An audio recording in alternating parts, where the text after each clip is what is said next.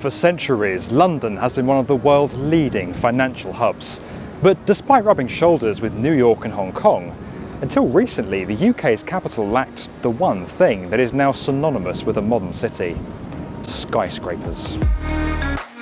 But things have changed dramatically over recent years, and London has experienced a skyscraper boom, further growing its economy, transforming its skyline, and actually changing the climate in some parts of the city.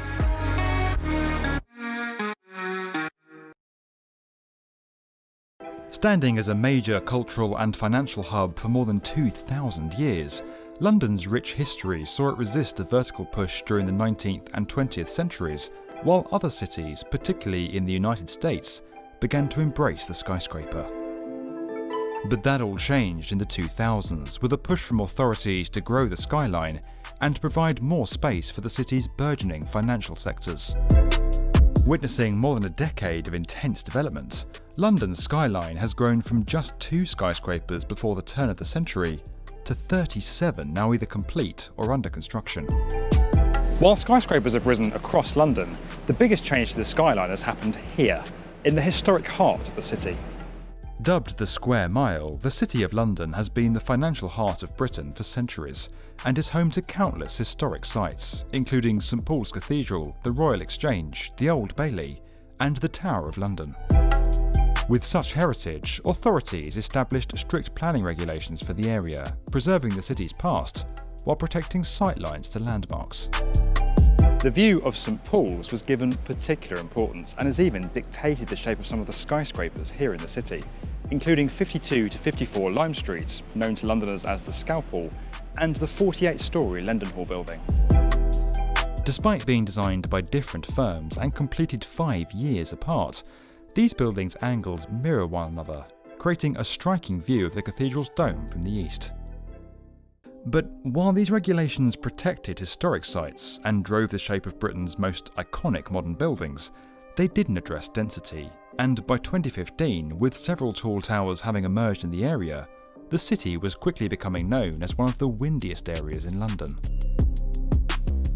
With so many tall buildings built so close together, skyscraper canyons began to form, and the area developed its own microclimates.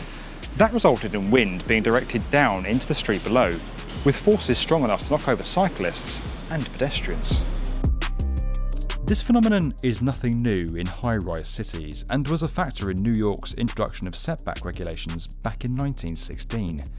But the speed at which the City of London transformed, combined with its narrow and more irregular street layout, exasperated the issue. Even here at 20 Fenchurch Street, which is largely isolated from the main cluster, the effects can still be felt. Since the building's completion in 2013, locals have blamed the building's concave facade for these increased wind speeds down here at street level.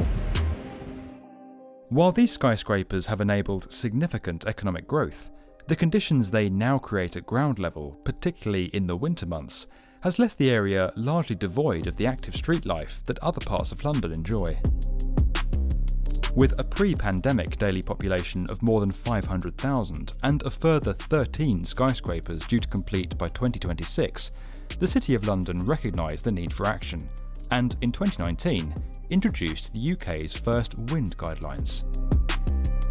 Under the new arrangements, developers must provide comprehensive wind tunnel and computer simulation assessments of how a new building's height and mass will affect people on the street.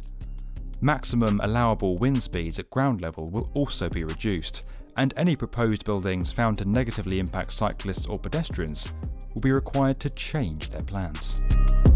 With so many people currently working from home, the city is much quieter than usual, but foot and cycle traffic is expected to increase as restrictions are eased and as people continue to avoid public transport. The uncertainty of Brexit and the pandemic means many new schemes have been paused for the time being.